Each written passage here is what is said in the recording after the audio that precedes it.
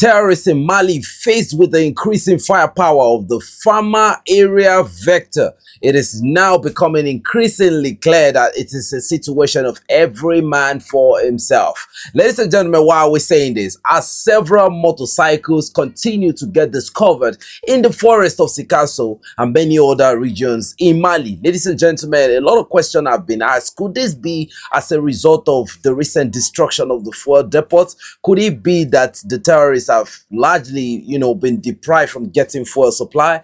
Could it be that most of the terrorists that actually owns this bike have actually been neutralized? And one thing we do notice that everybody actually know about is that most of the time when the Malians launch their reconnaissance operation and they discover a large amount of terrorists, most especially at night when they're actually using the drones that have the night vision capability that can actually spot the terrorists. When they drop this, a lot of these terrorists, they get creased immediately, and some that ends up escaping, they leave their bikes behind. It could be a lot of reasons, but ladies and gentlemen, they continue to find bikes with beddings, with the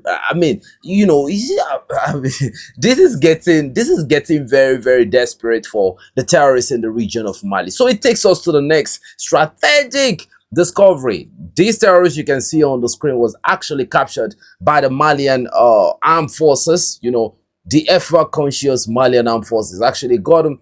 And one thing he said that was actually very, very during interrogation, it was like he would beg, he would plead to be spared. And one of the things that he said was that he couldn't confirm if Bina Dihara is dead, but he said that the last time he saw Bina Dihara, they were in the forest of a particular region.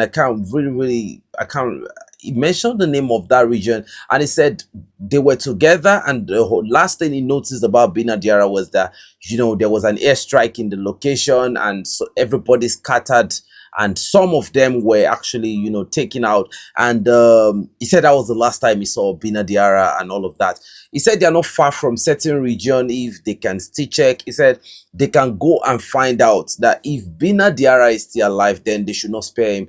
But he could confirm to them that it is very, very possible that Bina Diarra was taken out in that particular airstrike. So this actually collaborates with what we've actually seen on Grok before when we searched, and some other search engine that actually said the video of Bina Diarra was probably AI, and that Bina Diarra had already been taken out in certain operation that we can't even tell. So, and this only means that the Malian armed forces have been taking out a lot of jihadists, that more than they can even account for. This offensive from the Malian armed forces, just continue to pile up the steam on this jihadists, and that's why we are seeing a lot of new fronts being opened in some neighboring country recently. And again, we can see from recent videos that we've seen online that even some of the FLA are currently getting refuge in Côte d'Ivoire.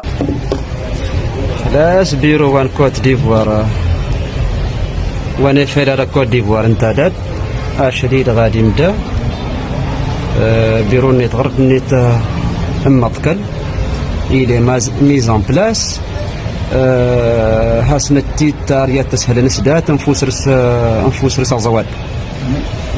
السلام عليكم. A lot of people are saying that Côte d'Ivoire is giving refuge to the FLA terrorist sect and all of that. I think it's just the fact that the heat is too much in the northern Mali region, and they are granting them asylum, baby. I think that is what we have right now, is asylum. The steam is just too up, it's just too hot in the Sahel for these jihadists, and Mali continues to bring in a lot of equipment. According to the latest information we have, they said several FPV drone and fiber optic drone continues to enter Mali. Who knows? Maybe Mali is trying to go manned, unmanned UAVs, and maybe now they want to toast it all up with the deployment of this suicidal drone capability. So we have to see how the whole thing continues to turn out. But based on the reports we have, There are limited skirmishes recently, most especially along the route where the Malian armed forces, whenever they are securing the movement of hydrocarbon, the attack has, become so non-existent, because if the jihadists are actually propping the way the Western are trying to prop them up, definitely we should still be seeing some type of, souvenirs and the rest from the enemy side. But ladies and gentlemen, it's just so amazing that nothing they can't do anything right now, not because they don't want to do something, but the capability is not there. They've been handicapped by the Malian armed forces, and the Malian state is just on a whole different level in the continent of Africa right now when it comes to waging the war against terrorism. I think right now, a lot of people should be inviting, the security chiefs of the Alliance of Sahel Forces, to come and give them talks about counterterrorism, because what we are seeing right now is a certain level of adaptation like no other, but we'll continue to see that it seems like the Malian armed forces already knows the tricks of the trade, and they continue to, advance on the line of contact. So, ladies and gentlemen, the next information we have is very, very important because it means a lot to me. Okay, so the Niger Republic convoy enters Nigeria, and that was 2 p.m. on Saturday. This Saturday, 5 Nigerian convoy, heavily loaded, heavily armed.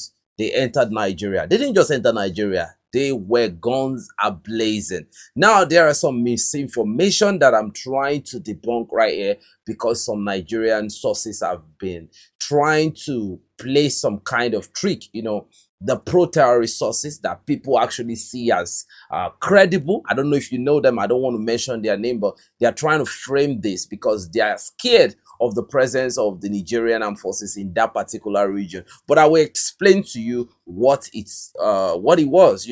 Several Nigerian troops led an extensive cross-border patrol into Nigeria. Okay, that's the northwestern part of Nigeria, Katsina State to be specific, as calls for a closer. Now, this particular, should I call it incident or operation from the Nigerian armed forces, it triggered a call for closer diplomatic and security cooperation between the two countries.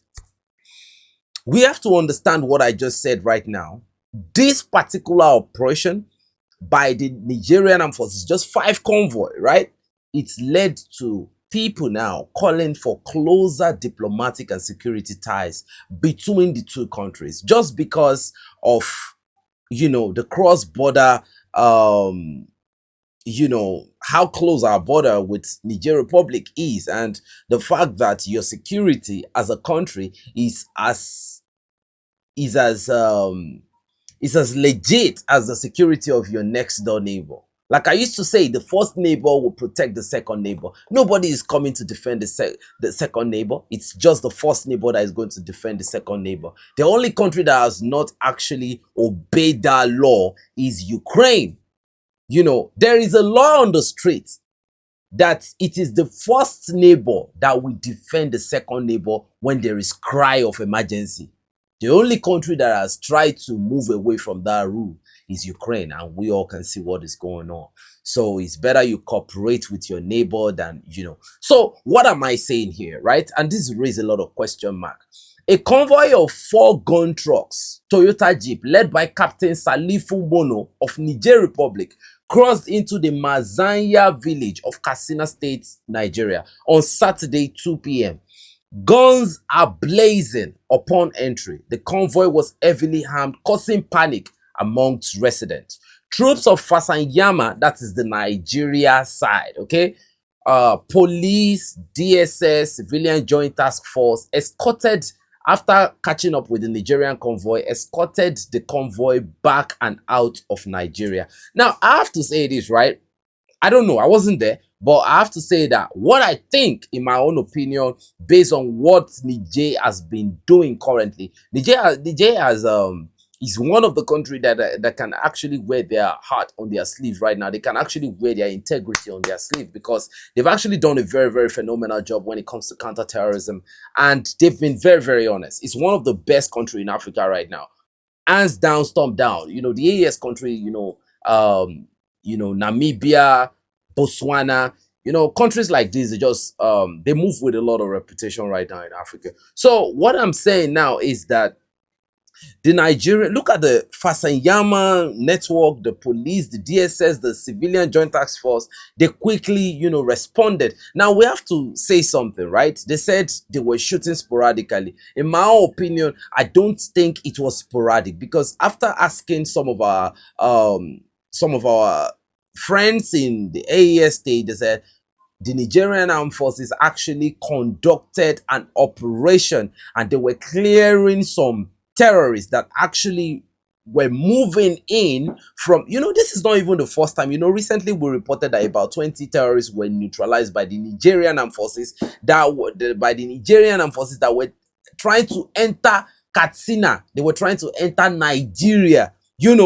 These people have been helping. They've been doing a lot of good job. But these are the things you get when Nigeria would just want to make it look like they got situation under control. But we do know they don't got nothing under control, because I'm going to show you something in the next episode of this video. But first of all, what I think is, when they were pursuing this terrorists, they probably ran into Katsina State, and Katsina is undisputed the biggest enclave of terrorism in Nigeria. My God, the number of terrorists I saw in Bakori local government alone. This is a state in Nigeria where terrorists even had the cojones to wear the uniform of a police, is it ASP or something, that he actually unalived. He wore the uniform to a peace negotiation. This is a state where the government and everything over there, they just negotiate like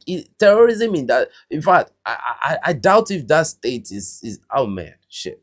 So the Nigerian military actually, I want to appreciate what they did right there, even if the security source that actually gave this information is trying to frame it as if they came for a malicious intent. What type of intent would Niger Republic have against Nigeria? So I mean, it will still take us back to what people are now calling for, that there should be a closer diplomatic and security cooperation between both countries.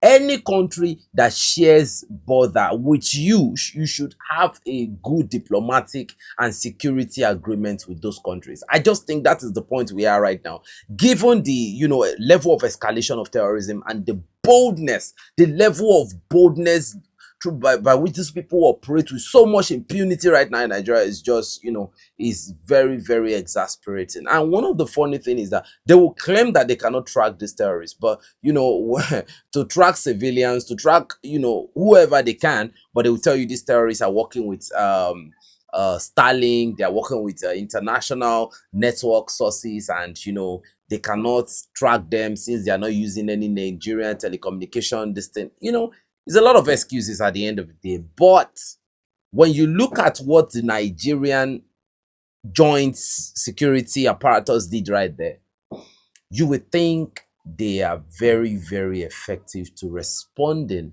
to threats, right? But now in this next video, we have a testimony from a kidnapped victim of the Fulani that managed to escape from their enclaves.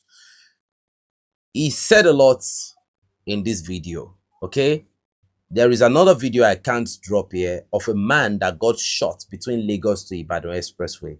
His legs were already numb. The driver was unalived.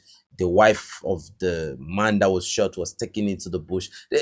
See, this is the reality. This is the current reality of Nigeria. But before we get into that, you see this particular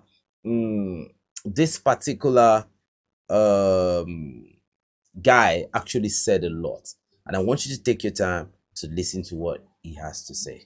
Let's watch this video. This is the one of the victims that were kidnapped along this Oshoko road. So he ran out from the captivity of the bandits. So what is your name? My name is Onoja Joseph. Okay, I'm coming from to Abuja for my Suez distance. So we are inside 18 passenger. 18 passenger bus when this thing happened. We are marching to the inside the bush. Oh, they have been taking us for like we are crossing for like 3 hours. We have been crossing different type of river. We cross like 7 river. It's only 3 that is there is a big river, very deep. So on our way going, they were maltreating some people that are not cooperating. So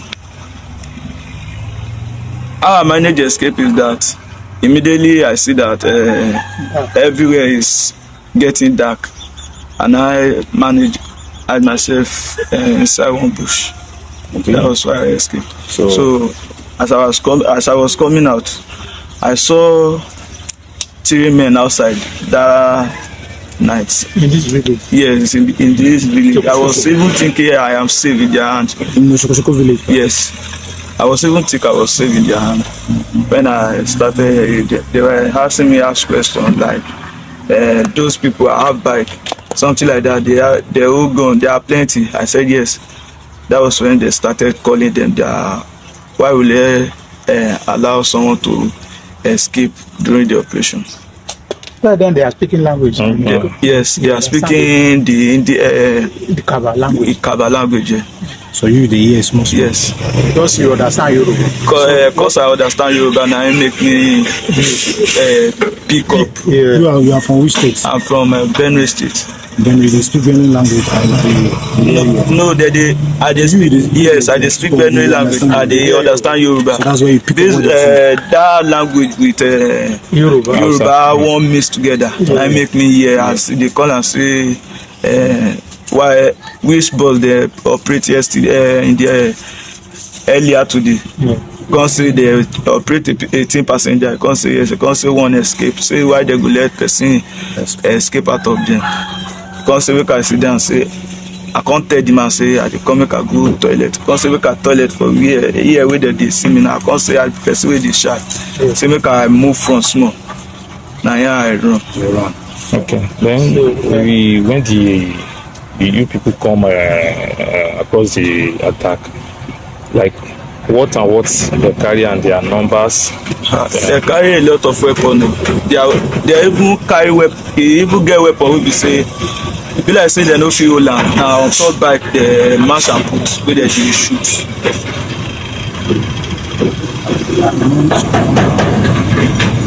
And the people wey pack us enter the bush different than the people wey march us go. People wey dey use bike dey carry person dem different. All those people wey come road yesterday wey those one are to cause distraction. People wey march us dey go different. People wey carry bike as we dey go sef we even dey see their wife wey dey greet them well done. As we dey enter inside bush dey go wey we dey see their hut they come dey greet them say well done. How una dey? We even dey see their wife, see their children, see. You can see from there that even when he escaped, he still said that the people, when he came outside, the people he still saw on the road were still agents working for the kidnappers. They're working under the same syndicate. Now, the funny thing that he said was that there are the various division of labor, from those that picks up the victim to the ones that transport. I mean, see, is a whole kettle of boiling fish entirely, but I don't want to talk about this whole situation, but you can see for yourself, right? You can see their time of response to this particular Nigerian, right? But when it came to Niger Republic trying to help to de-escalate the level of terror in the northwestern part of Nigeria, you can see they responded real quick and, you know, they escorted them out of their territory. It's not America. It's not America helping right now. It's Niger trying to help. But ladies and gentlemen, a country that has been following the blueprint and the template of the AES have now launched a new training to keep themselves 10 toes on the pavement. So in case there's any level of escalation, they will have the capability to respond at God's speed. And that is Namibia. The Namibian soldiers prepared to defend the homeland The 12th Motorized Infantry Brigade of the Namibian Armed Forces concluded a fast-track 2 training exercise last week. So they are training, they are improving their combat awareness. A lot of training have been going on in Namibia, and I believe that it is because they can see what is going on. That look, if you don't ally with the West, it's just a matter of time. They are going to send their mercenaries down south to your border, and they are preparing. In fact, it's not only preparing. I would advise that they should, in fact, conscript and increase the number of personnel that they have. They should start getting drone capability for surveillance. They should start preparing as if the war is already at the doorstep, because once you are a good African country, definitely they want to make sure that you go back to the objective of the Berlin Conference. But I love what the Namibian security forces are doing. The Namibian government have been showing a lot of they've been showing a lot of work, but also I think Botswana too, they should start preparing for the same thing. But here is my cautionary tale. I think, yeah, there are levels, or there are levels to training. You understand? Training is always good.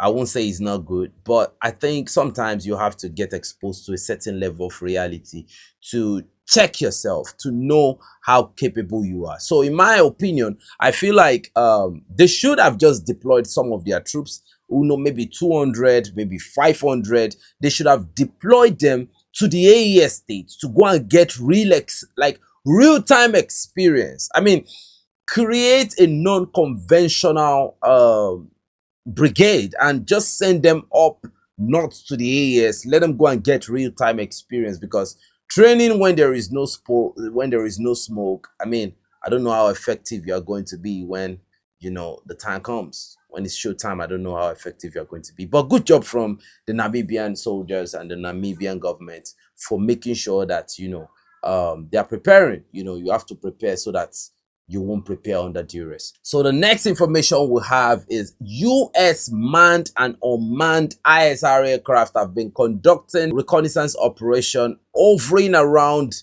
the airspace of the region where you have the ISWAP, the Islamic State in West African province, enclaves in the southwestern Lakeshad, Borno State, northeast, aircraft from, an air base in Ghana.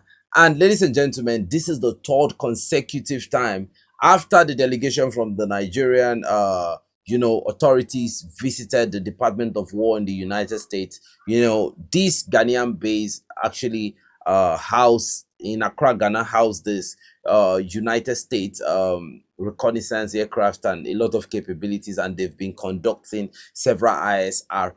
Is it working? Is it not working? Okay, let me tell you what has happened, right? Recently, due to the shared intelligence and partnership between Nigeria and the United States, which I think the partnership will not come for free. We've been seeing some videos of some of the success of the Nigerian military on the line of contact. Ladies and gentlemen, watch this video.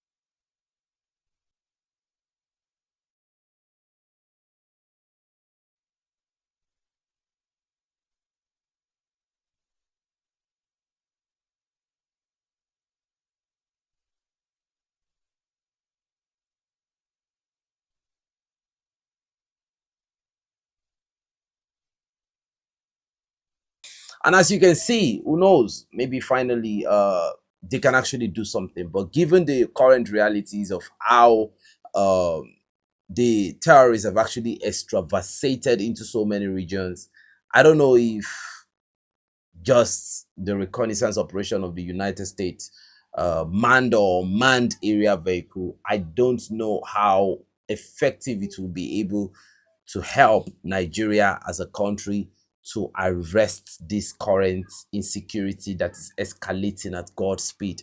Ladies and gentlemen, you can drop your opinion on what you think in the comment section below. It's your boy 72 Android signing out. Enough said, but before I go, I'm happy to announce to you that there is now a unit in Burkina Faso that were actually sent to Russia to go and have a special training on the non-conventional warfare. They call this unit the Azrael unit. They call this unit the Azrael unit. Ladies and gentlemen, from the name Azrael, you can see on the just beneath the insignia of the AES, you can see this, the logo of the Azrael. Azrael means the angel of death. That is a clear message that Burkina Faso would not capture you. They will not take you as a prisoner of war. Should they catch you as a terrorist, it will be summary dismissal from the biosphere. Ladies and gentlemen, this is where I draw the curtain. Thanks for coming back. If you enjoyed the video, you can help us hit the like and subscribe button. We are happy to have you back. Today is 30th, and this is probably the last video of the month of November. November was nice, and I pray to God to bring you good tidings and continue to grant you peace and safety even in the month of December and many other months, as we continue to move on our crusade towards a greater Africa. Thank you, and God bless you.